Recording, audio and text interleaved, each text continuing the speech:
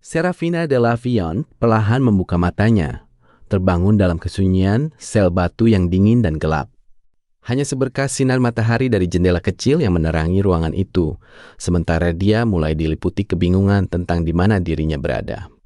Rasa bingung itu seketika berubah menjadi ngeri saat dia menyadari tangan dan kakinya telah diborgol rantai. Bahkan sebuah kalung besi kini melingkar erat di lehernya. Serafina pun hanya bisa tertunduk lemas. Dia sadar sepenuhnya bahwa dirinya kini telah menjadi tawanan perang setelah kalah telak dari bangsa barbar. Semua kehancuran ini bermula di wilayah barbar pada tahun 1342, tepat ketika pertempuran besar sedang berkecamuk hebat di sebuah lembah. Di sana, pasukan satria berbaju zirah perak tampak mulai kewalahan menahan gempuran brutal prajurit barbar yang tak henti-hentinya menerjang barisan mereka. Melihat situasi yang kian mendesak, Kapten Brigade Senapan segera memerintahkan pasukannya untuk bersiap dan melepaskan tembakan demi menghalau laju musuh. Meskipun Letnan Satria melaporkan bahwa pertahanan mereka sudah hancur, Serafina memintanya tetap tenang demi menjaga harga diri Ksatria Ekspedisi Timur Ildoren. Dia pun memerintahkan pasukannya untuk mundur perlahan, sementara dirinya sendiri terus berdiri di depan, mengayunkan pedang demi menangkis setiap serangan yang datang. Sambil menatap banyaknya rekan yang gugur, Serafina bertekad untuk memastikan sebanyak mungkin prajuritnya yang tersisa bisa pulang dengan selamat dari peperangan ini. Namun tiba-tiba, harapan itu terancam saat sosok barbar raksasa bernama Feor muncul dan langsung mengoyak barisan ksatria hanya dengan sekali tebasan pedang besarnya. Merasa bosan karena hanya bertarung melawan prajurit biasa, Feor pun langsung menunjuk Serafina untuk menjadi target duel tunggalnya. Sadar bahwa monster sekuat itu tidak boleh dibiarkan terus mengamuk, Serafina akhirnya memutuskan untuk menerima tantangan duel maut dari Feor. Setelah menitipkan pesan terakhir untuk saudaranya, Serafina langsung menerjang maju dengan berani demi melindungi sisa pasukannya yang masih bertahan. Dia melompat tinggi dan menghantamkan pedangnya ke senjata raksasa milik Feor, menciptakan benturan logam yang sangat keras hingga memicu percikan api. Pedang Serafina mulai memancarkan cahaya biru saat dia mengerahkan seluruh tenaga untuk menahan tekanan luar biasa dari serangan brutal Feor. Kedua petarung ini terus saling bertukar serangan dengan sengit, hingga akhirnya sebuah kilatan cahaya yang sangat terang menutupi seluruh pandangan. Saat cahaya meredup, Serafina tampak berlutut dengan pedang yang sudah patah, lalu dengan pasrah meminta Feor untuk segera menghabisi nyawanya. Namun di luar dugaan, Feor justru menolak dan menyatakan bahwa mulai sekarang, Serafina adalah miliknya, karena dia memiliki rencana tersendiri bagi sang ksatria. Kembali ke masa sekarang, di dalam sel, Serafina mulai menangis ketakutan saat membayangkan dirinya akan dijadikan budak pekerja atau disiksa demi informasi. Tubuhnya pun semakin gemetar hebat saat teringat ucapan Feor sebelumnya. Dia sangat takut jika keberadaannya di sini hanya akan berakhir sebagai bahan pemuas nafsu belaka. Serafina berteriak frustrasi dalam kondisi terikat. Ia merasa sangat terhina karena kini harus mendekam di sel yang gelap dan dingin, diperlakukan layaknya seekor binatang.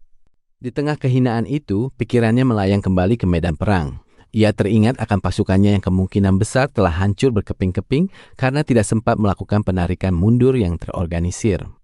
Sambil terus meratapi nasib mereka, Serafina memukul dinding sel menggunakan kedua tangannya yang terborgol. Ia tak bisa berhenti membayangkan para prajuritnya yang mungkin sekarang sedang tewas atau terlunta-lunta di alam liar akibat kegagalannya. Rasa bersalah itu pun kian menyelimutinya saat ia membayangkan rakyat di ibu kota akan menderita kelaparan jika wilayah timur gagal dikuasai sepenuhnya dari kaum barbar. Alhasil, sambil berlutut di tengah penjara, Serafina menangis pilu karena merasa telah gagal menjalankan tugas sucinya sebagai bangsawan untuk melindungi kesejahteraan rakyatnya. Namun, momen keputusasaannya terganggu saat seorang gadis bernama Cersei masuk ke dalam sel membawa sebuah keranjang. Serafina pun seketika waspada begitu melihat berbagai peralatan yang tergantung di ikat pinggang Cersei. Serafina meyakini bahwa dirinya akan segera disiksa untuk mendapatkan informasi militer. Tetapi tanpa disangka, Cersei menjelaskan bahwa tugasnya hanyalah menyiapkan tawanan ini agar tampil sesuai dengan keinginan tuannya. Untuk memulai persiapan itu, Cersei mengencangkan rantai Serafina ke dinding. Hal itu dilakukan agar sang tawanan tidak bisa banyak bergerak atau melakukan perlawanan selama proses berlangsung. Meski sekarang tubuhnya dirantai dengan ketat, Serafina bersumpah dalam hati bahwa ia tidak akan pernah menyerah ataupun tunduk pada penyiksaan seberat apapun. Sementara itu di luar sel, sosok raksasa bernama Feor tampak tersenyum lebar. Ia sudah tidak sabar untuk segera melihat kembali harta karun berharga yang menjadi hasil jarahannya. Kembali ke dalam sel, Serafina justru merasa kebingungan karena alih-alih disakiti, Cersei mulai mengusap tubuhnya menggunakan kain basah untuk membersihkan sisa noda darah dan debu. Sambil terus bekerja, Cersei bercerita bahwa awalnya ia mengira akan menghadapi wanita ksatria yang kasar, tetapi ternyata fisik Serafina terlihat sangat cantik dan feminin. Mendengar pujian itu, Serafina justru merasa terhina. Ia menegaskan dengan nada marah bahwa seorang ksatria sejati sama sekali tidak membutuhkan kecantikan atau sisi feminin dalam hidupnya. Suasana mendadak menjadi tegang kembali saat Cersei mengeluarkan pisau kecil dan alat penjepit. Serafina pun meyakini bahwa sesi penyiksaan yang sebenarnya baru saja akan dimulai. Ketakutan memuncak, Serafina memejamkan mata rapat-rapat dan berteriak keras. Ia bersiap menerima rasa sakit yang hebat saat tangan Cersei mulai terulur ke arah wajahnya. Namun dugaannya salah besar. Cersei justru mendandani rambutnya dengan pita biru dan memakaikannya sebuah gaun bulu mewah yang terlihat sangat elegan. Serafina benar-benar merasa bingung dengan situasi aneh ini. Terlebih lagi gaun yang ia kenakan kini tercium sangat harum berkat penggunaan minyak aromatik yang mahal. Saat Cersei merasa puas melihat hasil kerjanya, Serafina masih saja bertanya-tanya ritual macam apa yang sebenarnya sedang dilakukan oleh kaum barbar ini terhadap dirinya. Tiba-tiba dinding sel bergetar hebat karena sebuah teriakan yang sangat keras. Serafina menyadari bahwa suara itu bukanlah petir, melainkan tanda kedatangan sang pemimpin kaum barbar. Tidak lama kemudian, Feor muncul di ambang pintu sel. Sosok raksasa itu langsung berdiri terpaku dan terpukau melihat perubahan Serafina yang sekarang terlihat begitu menawan. Akhirnya, Feor melangkah mendekat sambil terus menatap tawanannya dengan pandangan yang intens, menandai pertemuan kembali mereka dalam suasana yang sudah jauh berbeda. Di dalam sel, Feor akhirnya resmi memperkenalkan jati dirinya di hadapan Serafina sebagai pewaris kepala suku besar Uldin bermata satu yang bergelar Thundering Voice Feor. Saat melihat pria itu dari jarak sedekat ini, Serafina baru menyadari betapa masifnya tubuh Feor. Begitu menatap mata emas dengan pupil vertikal tersebut, ia semakin yakin bahwa sosok di depannya bukanlah manusia biasa. Aura intimidasi itu mendadak mengingatkan Serafina pada cerita lama kakeknya soal ekspedisi ke wilayah timur tentang sosok masked ritualist yang gemar melakukan pengorbanan manusia di atas altar. Meski nyalinya menciut hingga berkeringat dingin, Serafina tetap berusaha menjaga martabatnya.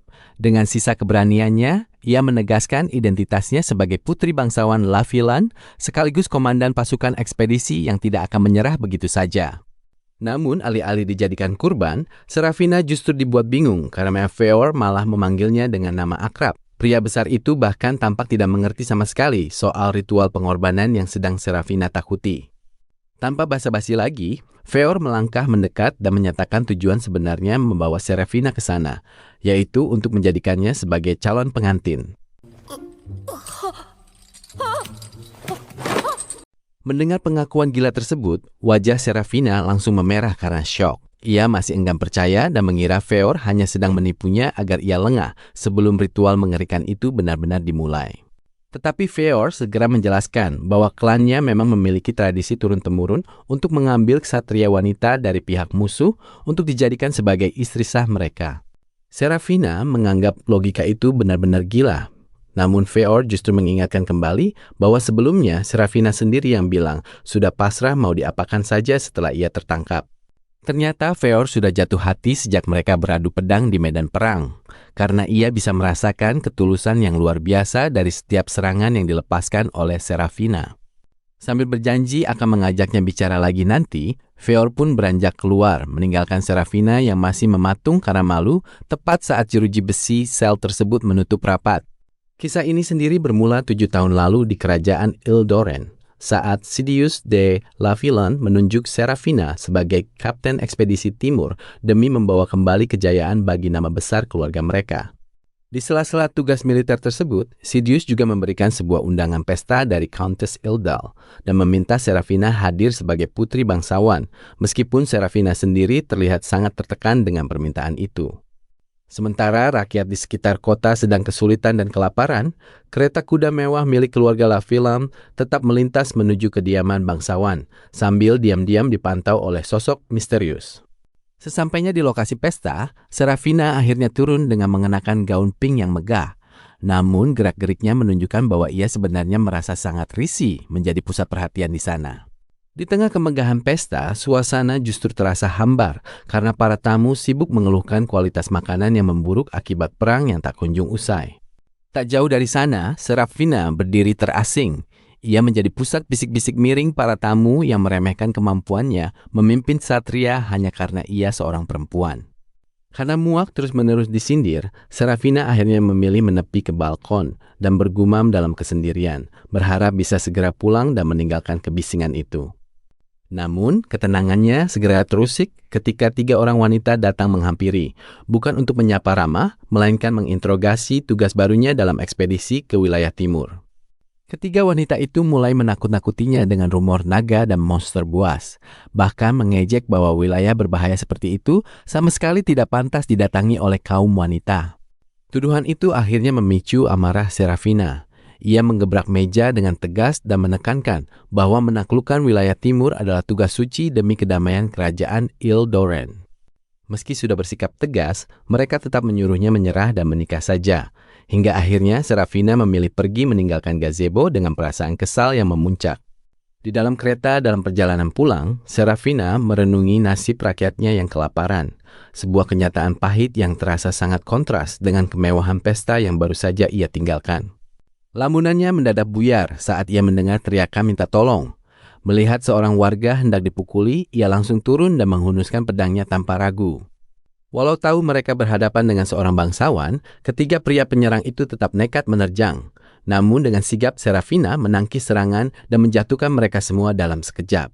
Begitu menyadari bahwa mereka mencuri hanya demi bertahan hidup, kemarahan Serafina luruh menjadi iba. Ia justru memberikan kalung permatanya agar mereka bisa membeli makanan bagi keluarga. Sambil menatap langit malam yang sunyi, Serafina memantapkan hati dan berjanji akan segera menaklukkan wilayah timur agar seluruh rakyatnya tidak lagi menderita dalam kelaparan. Keesokan harinya di istana, Serafina yang sudah siap dengan baju zirahnya tampak berlutut khidmat di depan lukisan Putri Wisteresia untuk memohon perlindungan bagi misinya. Sayangnya, momen hikmat itu dirusak oleh kedatangan adiknya, Sidious, yang langsung melontarkan ejekan pedas dan menganggap Serafina terlalu egois karena memaksakan diri menjadi ksatria. Di tengah desakan sang adik agar ia segera menikah, suasana mendadak berubah menjadi gelap dan mencekam, seolah ada bayangan hitam besar yang muncul mengancam nyawa mereka. Tanpa disangka, sosok barbarian raksasa bernama Feor muncul dari kegelapan dan memaksa Serafina menjadi pengantinnya sambil mengulurkan tangan cakarnya yang mengerikan. Serafina mendadak terbangun di tempat tidur dengan napas terengah-engah. Ia berusaha meyakinkan diri bahwa semua kejadian mengerikan tadi hanyalah mimpi buruk belaka. Tapi saat ia menoleh ke samping, jantungnya seakan berhenti berdetak. Sosok Feor yang asli ternyata sedang tidur terlelap.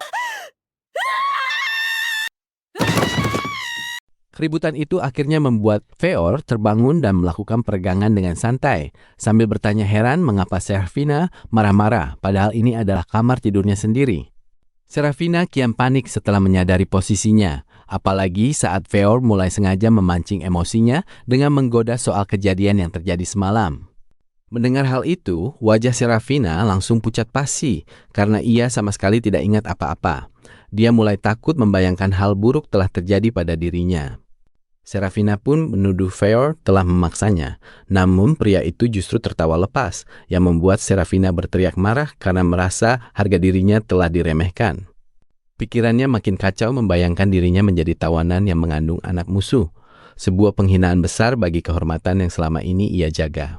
Karena putus asa, Serafina nekat mengambil pedang di dinding dan meminta Feor untuk membunuhnya. Tetapi dengan sangat mudah, Feor langsung menepis pedang itu dari tangannya. Alhasil, Serafina hanya bisa berlutut sambil menangis meratapi rasa malunya.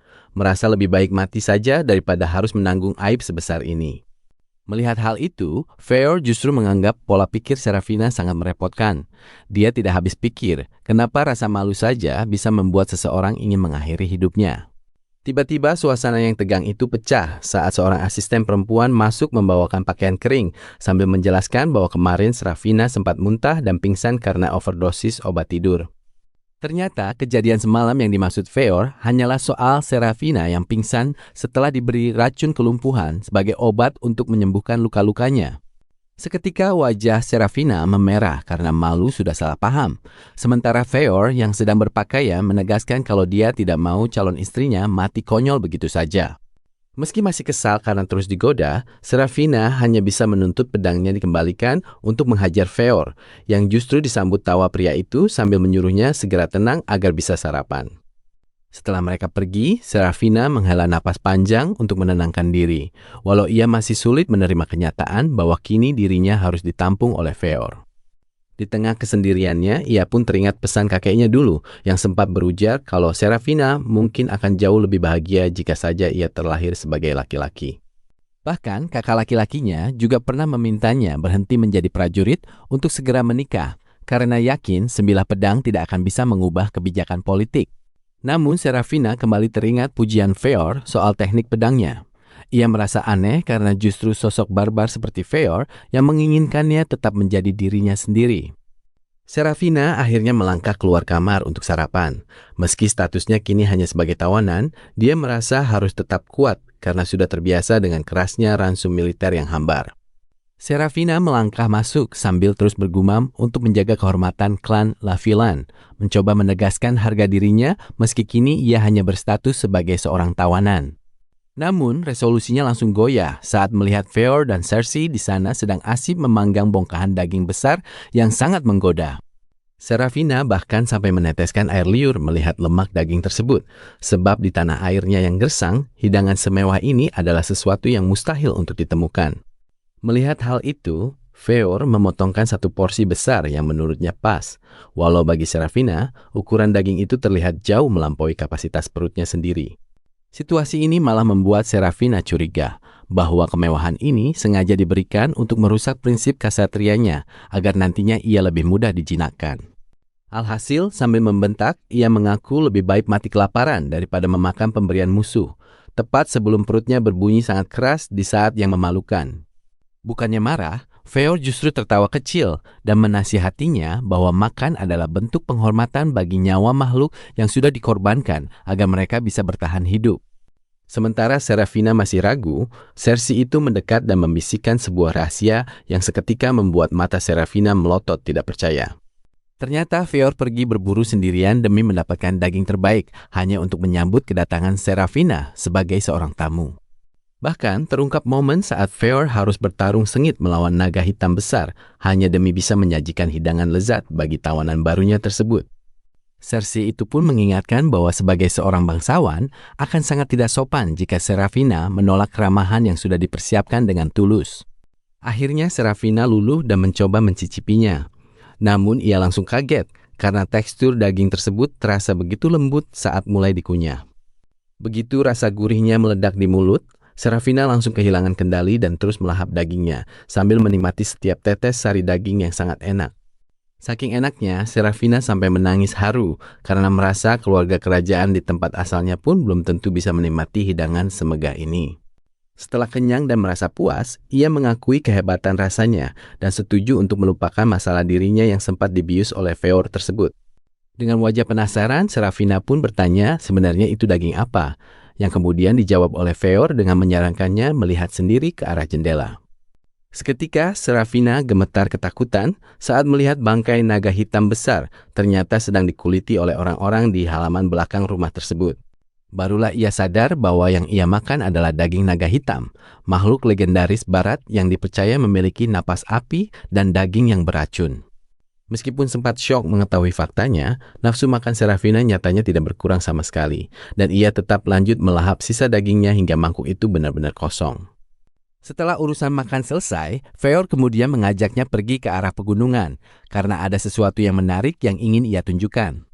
Namun Serafina tetap waspada dan mengaku belum bisa percaya sepenuhnya, mengingat statusnya yang baru 2 hari menjadi seorang tawanan perang. Feor hanya menanggapi dengan santai sambil lanjut minum, seraya berpesan bahwa aturan dan kepercayaan seseorang bisa berubah mengikuti tempat di mana mereka berada. Feor memulai dengan mengingatkan bahwa perbedaan makhluk dan budaya adalah hal yang lumrah di tempat ini. Sambil tersenyum tipis, ia pun mulai menggoda Serafina, bertanya apakah gadis itu sebenarnya sedang merasa takut. Mendengar ejekan itu, Serafina hanya bisa menggerutu kesal sambil sibuk mengikat tali sepatunya. Meski tampak tegar, dalam hati ia mengakui kalau dirinya memang sempat terbuai oleh kata-kata manis Feor. Sambil berdiri tegak, Serafina memberikan peringatan agar mereka tidak salah paham karena ia belum sepenuhnya percaya. Namun Feor tetap yakin bahwa Serafina akan menyukai lingkungan barunya begitu melihatnya secara langsung. Saat Serafina mempertanyakan dasar keyakinan tersebut, Feor hanya tertawa santai dan menjawab bahwa itu hanyalah firasatnya saja.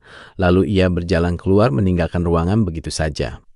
Begitu mereka melangkah keluar dari gubuk, barulah Serafina mendapat kejutan pertamanya. Matanya langsung terbelalak takjub melihat pemandangan alam yang begitu asri dan jauh berbeda dari dugaannya. Sambil terus berjalan melewati padang rumput yang berbatasan dengan garis pantai, Serafina akhirnya mengakui kalau tempat ini sangat subur dan kaya akan hasil. Melihat kekaguman itu, Feor menimpali bahwa meski medan perang yang dulu mereka lalui terasa gersang, tanah ini sebenarnya memiliki energi kehidupan yang sangat kuat. Saking asiknya Serafina mengamati sekitar, Feor kembali bercanda agar ia jangan sampai pingsan karena terlalu kaget. Alhasil, Serafina langsung berteriak kesal karena merasa sedang dipermainkan lagi. Mencoba menenangkan diri, Serafina terus berjalan sambil mengamati berbagai hewan liar dan kawanan burung yang memenuhi langit biru cerah di atas hutan tersebut. Tanpa disangka, Feor menjelaskan bahwa naga adalah hewan biasa di sana yang tidak akan menyerang jika tidak diganggu. Bahkan, ia mengingatkan kalau Serafina makan daging naga dengan sangat lahap tadi pagi. Fakta itu seketika membuat wajah Serafina memerah karena malu. Ia pun bersikeras bahwa daging yang ia makan sama sekali tidak terlihat menyeramkan seperti makhluk yang baru saja terbang di atas mereka. Langkah mereka kemudian terhenti saat suara gemuruh air mulai terdengar jelas. Serafina kembali dibuat terpana karena ini adalah pertama kalinya ia melihat air terjun secara langsung dalam hidupnya. Feor memang sengaja membawanya ke sana, sebab pemandangan sesegar ini mustahil ditemukan di wilayah barat yang gersang dan hanya memiliki aliran sungai kecil yang hampir mengering. Setelah menikmati pemandangan, Feor tiba-tiba mengganti topik pembicaraan ke tujuan utama mereka datang ke tempat tersebut.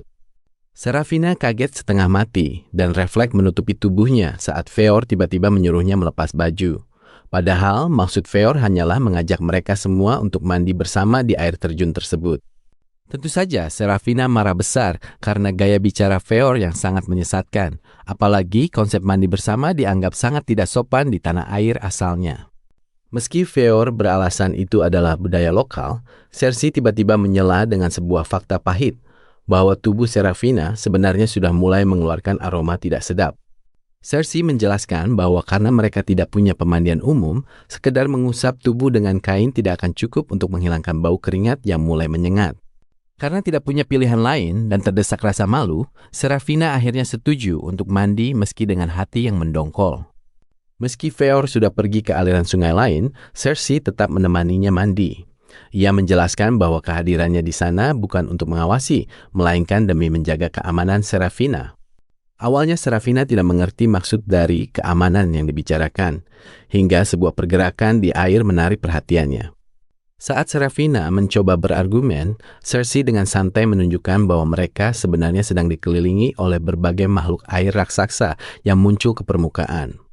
Ketakutan Serafina akhirnya memuncak. Tanpa pikir panjang, ia langsung berteriak dan memutuskan untuk kabur kembali ke pemukiman. Ia terus berlari menembus hutan hanya dengan balutan selembar handuk. Hingga akhirnya ia tersadar akan kecerobohannya. Ia telah meninggalkan baju dan sepatunya di belakang. Bayangkan bingung sendirian di tengah hutan hanya bermodalkan sehelai handuk. Tepat saat Serafina berniat balik untuk mengambil pakaiannya, tiba-tiba bulu kuduknya meremang karena merasa ada seseorang yang sedang mengintai dari balik pepohonan. Pikirannya pun mulai melantur kemana-mana, membayangkan bakal diserang binatang buas atau orang jahat. Saking paniknya, Serafina langsung berteriak kencang, berusaha mengusir siapapun yang bersembunyi di sana agar menjauh darinya. Namun, bukannya monster yang muncul, justru sosok Feor lah yang melangkah keluar dari balik kabut. Serafina pun hanya bisa terpaku membisu saat melihat pria itu berjalan mendekat ke arahnya. Yang bikin kaget, Feor terlihat jauh lebih tampan dengan sorot mata kuning yang begitu tajam. Serafina yang awalnya ketakutan, kini malah melongo, tak berkutik melihat ketampanan Feor yang sekarang sudah berdiri tepat di depannya. Melihat kondisi Serafina, Feor tampak heran dan menebak kalau gadis itu baru saja diserang hewan liar saat sedang mandi. Karena merasa harga dirinya terusik sekaligus salah tingkah, Serafina pun langsung membentak Feor agar berhenti memperhatikannya. Sambil membuang muka, Feor kemudian bercerita bahwa ibunya dulu juga merupakan seorang pejuang dari barat. Mendengar itu, Serafina baru tersadar bahwa keturunan dari ekspedisi lama ternyata memang masih ada yang bertahan hidup di wilayah ini. Di tengah percakapan itu, Serafina mulai menggigil kedinginan. Tanpa basa-basi, Feor dengan sigap melepas jubahnya dan menyelimuti bahu Serafina supaya suhu tubuh gadis itu tidak semakin merosot akibat udara hutan yang lembab. Sikap tersebut membuat Serafina merasa kalau Feor sebenarnya adalah pria yang sangat sopan. Ia sama sekali tidak menyangka akan menemukan sosok gentleman di tempat yang tadinya ia kira hanya berisi orang-orang liar. Ketegangan makin terasa saat dalam perjalanan balik, Feor mendadak mengecek dahi Serafina untuk memastikan suhunya. Jarak wajah mereka yang menjadi sangat dekat sontak membuat Serafina panik dan mati kutu. Alhasil, melihat Serafina yang tampak sudah lemas, Feor memutuskan untuk menggendongnya secara bridal carry. Hal ini ia lakukan semata-mata agar mereka berdua bisa lebih cepat sampai ke tujuan sebelum kondisi Serafina memburuk. Serafina pun hanya bisa pasrah digendong menembus hutan yang lebat. Ia bahkan merasa heran pada dirinya sendiri, mengapa ia sama sekali tidak bisa melawan saat diperlakukan dengan begitu manis oleh Feor. Momen canggung itu akhirnya terpecah saat mereka bertemu dengan Cersei yang memang sedang mencari keberadaan mereka. Namun yang aneh, Cersei tersebut langsung menyapa pria yang menggendong Serafina dengan nama Master Feor. Ternyata, sosok tampan yang sedari tadi bersamanya adalah Feor yang sudah mencukur habis jenggotnya. Feor pun tertawa lepas melihat ekspresi Serafina yang merah padam karena baru menyadari identitas aslinya. Saking malunya karena merasa dikerjai, Serafina langsung mendaratkan tamparan keras ke pipi Feor. Bukannya marah, Feor malah merasa bangga dan kagum dengan kekuatan fisik calon istrinya yang menurutnya luar biasa itu. Bahkan setelah sampai dan berganti pakaian, Serafina masih saja terus mengomel. Ia habis-habisan menyalahkan Feor karena telah membawanya masuk ke sarang monster yang dianggapnya sangat membahayakan nyawa. Mendengar omelan itu, Cersei pun menjelaskan bahwa Feor sebenarnya selalu berpatroli untuk menjaga wilayah tersebut. Feor kemudian mengaku bahwa niat awalnya memang ingin melindungi Serafina saat sedang mandi tadi. Sambil menunjuk kadal air di pinggir sungai, Serafina pun bertanya apakah naga yang mereka temui sebelumnya benar-benar bahaya. Dengan santai, Feor menjawab kalau makhluk itu sebenarnya sangat penakut dan pengecut. Jawaban santai itu membuat Cersei hanya bisa geleng-geleng kepala. Namun bagi Feor, kejadian hari ini sangatlah berharga karena ia jadi bisa melihat sisi lain dari Serafina yang belum pernah ia temui sebelumnya. Akhirnya hati Serafina sedikit luluh dan ia pun memaafkan Feor untuk kali ini saja. Meski begitu, ia tetap memberi ancaman tegas bahwa kejadian memalukan serupa tidak boleh terulang lagi di masa depan. Bukannya jerah, Feor malah makin girang dan terus-menerus memanggil Serafina sebagai istrinya. Serafina pun berteriak protes, sementara Cersei hanya bisa menatap kasihan melihat tingkah konyol mereka berdua. Sambil berjalan pergi meninggalkan lokasi, diam-diam Serafina mengakui dalam hati bahwa Feor memang terlihat jauh lebih ganteng tanpa brewok. Tapi tentu saja ia terlalu gengsi untuk mengatakannya secara langsung. Akhirnya mereka sampai di desa Barbar, beriringan dengan suara Sera yang sedang membacakan isi surat dalam hati untuk kedua orang tuanya di surga. Namun kedamaian itu seketika sirna di hadapan para Armored Warriors yang sudah tidak sabar untuk bertarung, hingga Sera merasa ajalnya mungkin akan menjemput hari ini. Anehnya, alih-alih menyerang serempak, para prajurit ini malah sibuk berdebat soal siapa yang berhak melawan Sera duluan, sementara Sera sendiri hanya bisa berdiri kebingungan. Di tengah keriuhan itu, Feor akhirnya menjelaskan bahwa ia sebenarnya telah mengumpulkan para tetua suku di sebuah lokasi khusus untuk diperkenalkan kepada Sera. Sambil menunjuk ke arah Cakrawala, Feor memperlihatkan desa Lakeside, sebuah pemukiman terbesar di wilayah itu yang ukurannya sangat luas hingga membuat Sera terperangah. Melihat besarnya wilayah tersebut, Sera justru merasa heran kenapa informasi sepenting itu diberikan padanya. Karena jika ia berhasil kabur, rahasia militer ini bisa saja menghancurkan mereka semua. Alih-alih merasa terancam, Feor malah tertawa terbahak-bahak dan mulai menggoda Sarah, menanyakan apakah dia sebenarnya sedang terpikat dengan wajahnya yang baru saja dicukur. Godaannya berhasil, wajah Sarah langsung memerah karena malu, meskipun ia terus membela diri bahwa saat itu dirinya hanya sedang merasa bingung saja. Sepanjang perjalanan menyusuri desa, Feor pun terus memancing reaksi Sarah yang tampak kikuk, sambil berharap agar perempuan itu segera melupakan niatnya untuk pulang. Bahkan dengan penuh percaya diri, ia menyatakan niat untuk menjadikan Sarah sebagai istrinya, sampai-sampai interaksi mereka membuat keduanya terlihat seperti sepasang kekasih.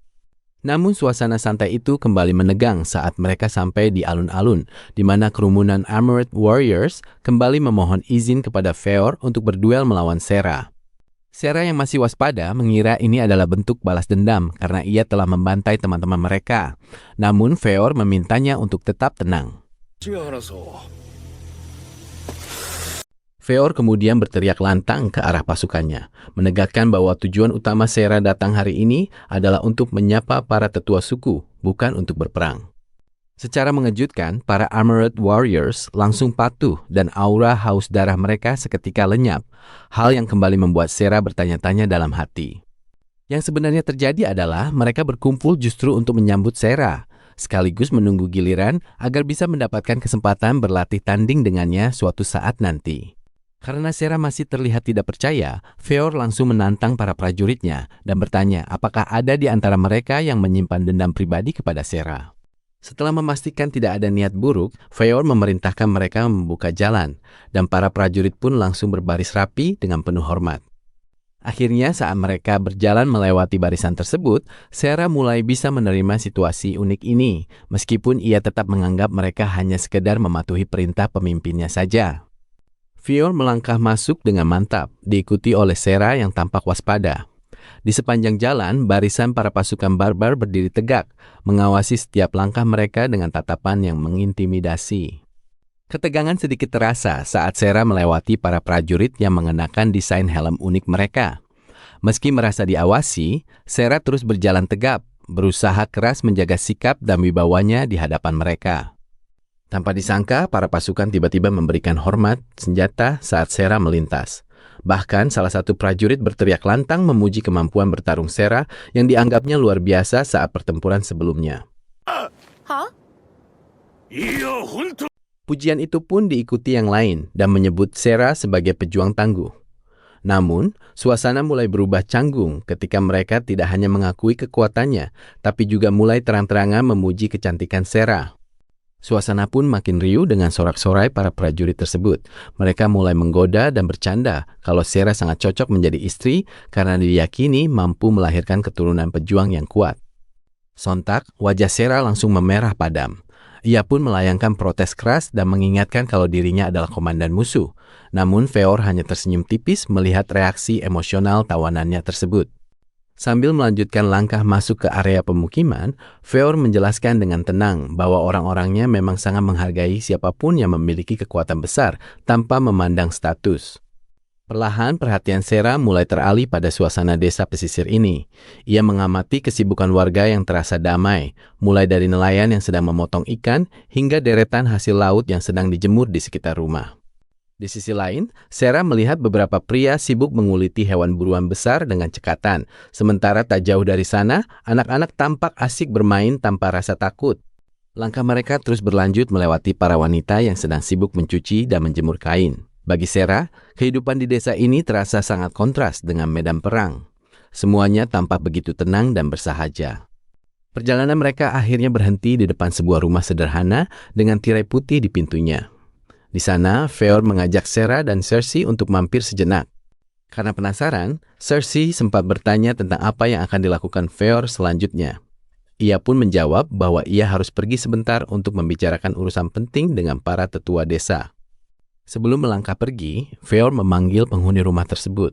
Tak lama kemudian, seorang wanita yang disebut Yuva keluar dari balik tirai untuk menyambut kedatangan mereka.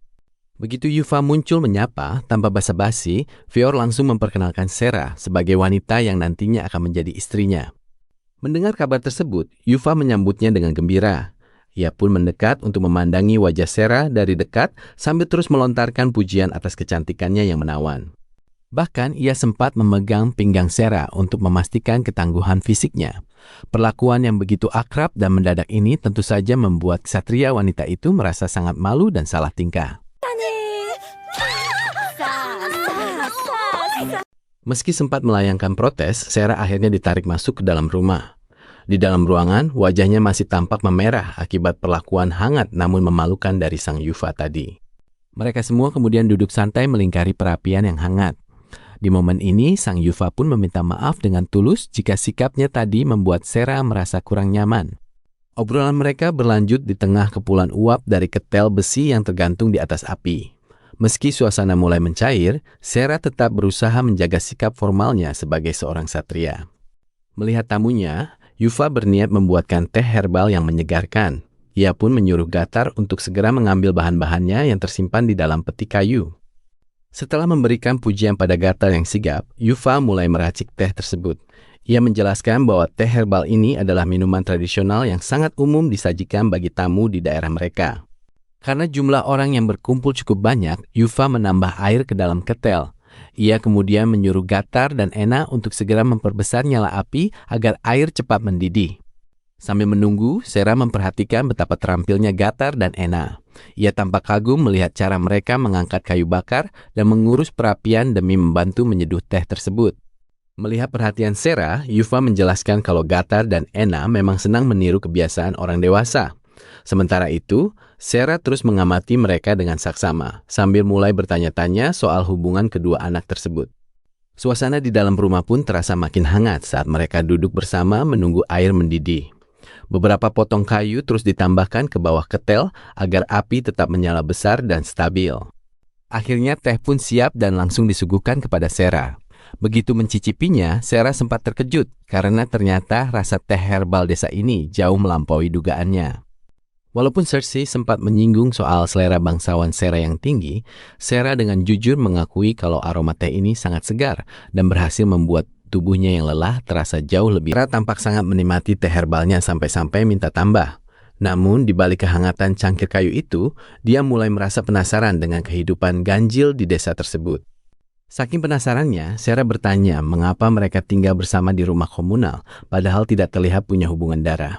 Dia bahkan menduga apakah suami-suami mereka adalah para prajurit yang berjaga di luar. Pertanyaan itu seketika mengubah suasana menjadi dingin saat Yuva menjawab bahwa suami mereka sudah lama meninggal. Suaminya tewas dalam perang di wilayah barat ketika Yuva masih mengandung. Mendengar hal itu, Sera tersentak dan terdiam. Dia baru menyadari sebuah kenyataan pahit, bahwa mereka adalah korban dari ekspedisi pasukannya sendiri saat sedang mengamankan sumber daya untuk kerajaan Ildoren. Awalnya, Sera berusaha bersikap tidak peduli karena menganggap itu hanyalah resiko perang. Namun, saat melihat senyum lebar anak kecil di hadapannya, perasaan bersalah mulai menggerogoti hatinya. Tak tahan dengan beban itu, Sera akhirnya menunduk dalam dan berkata kalau dia siap menerima kebencian mereka. Karena posisinya sekarang adalah tawanan, dia merasa mereka punya hak penuh untuk membalas dendam. Di luar dugaan, Yuva malah bingung mengapa harus ada balas dendam. Hal ini membuat Sera sampai berteriak karena frustrasi oleh rasa bersalahnya, berpikir jangan-jangan dialah yang telah menghabisi suami mereka di medan perang. Sambil memeluk anaknya dengan tenang, Yuva justru bercerita kalau dia merasa beruntung. Setidaknya, dia masih sempat menemani suaminya di saat-saat terakhir sebelum ajal menjemput. Bagi mereka, mati dalam pertarungan, entah karena perang atau saat berburu monster, adalah hal yang lumrah. Mereka sudah menerima bahwa itulah takdir yang harus dijalani laki-laki di wilayah tersebut. Sera hanya bisa terheran-heran melihat pandangan hidup mereka yang sangat berbeda dari dunianya. Namun, sebelum keheranannya terjawab, suara trompet peringatan tiba-tiba melengking kencang dari menara desa. Tanpa sempat bersiap, atap rumah mereka ambruk tertimpa sesuatu yang sangat besar. Di tengah kepulan debu yang menyesakkan, seekor makhluk raksasa muncul dan mulai mengancam nyawa mereka semua. Ternyata seekor naga Tsukebakeshi berbulu putih merah telah berdiri tepat di depan Sera. Tatapan matanya yang merah dan tajam seolah sedang mengunci target buruannya. Cersei menjelaskan bahwa itu adalah naga Tsukebakeshi yang biasanya hanya mengejar asap. Yang aneh, seharusnya predator seperti ini tidak akan berani masuk begitu jauh ke area pemukiman warga. Sadar akan bahaya besar, Sera langsung menyuruh yang lain lari menyelamatkan diri. Meski Cersei terus menarik tangannya agar ikut kabur, Sarah tetap keras kepala dan memilih untuk tidak bergeming. Sarah merasa muak melihat orang-orang di sana yang terlalu pasrah dan terbiasa dengan kematian. Kali ini dia memilih berdiri tegap bukan sebagai penakluk, melainkan pelindung yang menantang naga itu sendirian. Dengan lantang dia memperkenalkan diri sebagai Serafina de la Villan, komandan ksatria Ildoran. Tanpa ragu dan meski hanya bersenjatakan penjepit bara api, dia langsung nekat menerjang naga tersebut. Cersei sempat ragu melihat Sarah cuma bermodalkan penjepit bara untuk melawan naga. Namun keraguan itu berganti horor saat tiba-tiba saja lantai bangunan jebol di seruduk monster itu dari bawah. Bukannya gentar, Sarah justru langsung menghajar leher naga itu dengan penjepitnya. Dia menegaskan tidak akan mundur sedikit pun karena punya harga diri sebagai Sarah yang harus melindungi orang-orang di belakangnya. Duel pun pecah di dalam bangunan yang mulai hancur. Sambil terus menahan serangan, Sarah berteriak menyuruh Cersei dan Yuva agar segera lari menyelamatkan diri. Sarah terus memaksa mereka pergi karena merasa kehadiran mereka hanya akan menjadi penghalang. Akhirnya sambil menangis, Cersei pun terpaksa lari sambil berteriak akan menertawakan Sarah kalau sampai dia berani mati. Sementara itu di luar bangunan, para prajurit bergerak cepat.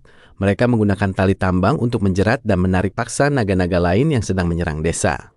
Di tengah kekacauan itu, Feor melompat tinggi dan menebas monster di hadapannya sampai tidak berkutik. Serangannya begitu kuat hingga membuat debu berterbangan di mana-mana. Setelah area tersebut aman, Feor menginstruksikan pasukannya untuk memprioritaskan keselamatan warga. Dalam hati, dia merasa yakin kalau Sarah pasti baik-baik saja karena sedang bersama Cersei. Namun keyakinan itu goyah saat Feor mencari satu monster yang masih tersisa.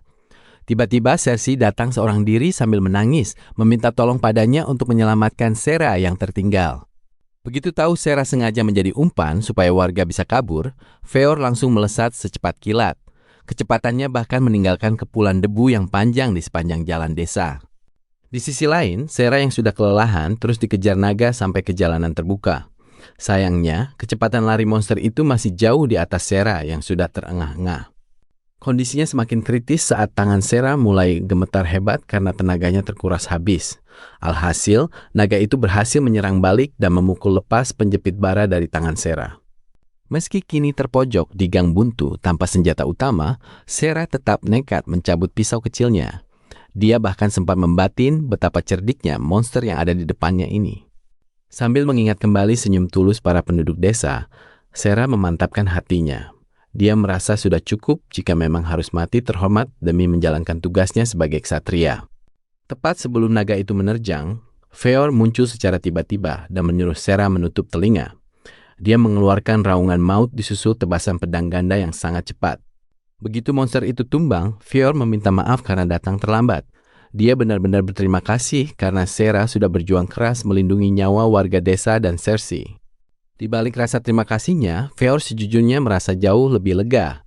Dia sangat bersyukur melihat Sarah ternyata masih bernyawa dan baik-baik saja. Mendengar kata-kata itu, ketegangan yang membuncah dalam diri Sarah akhirnya pecah. Dia tiba-tiba menangis sesenggukan tanpa tahu alasannya. Padahal nyawanya baru saja selamat dari ancaman maut. Di bawah langit senja, Feor akhirnya menggendong Sarah untuk pulang. Meski Sarah masih menangis di pelukannya, setidaknya semua ancaman naga kini benar-benar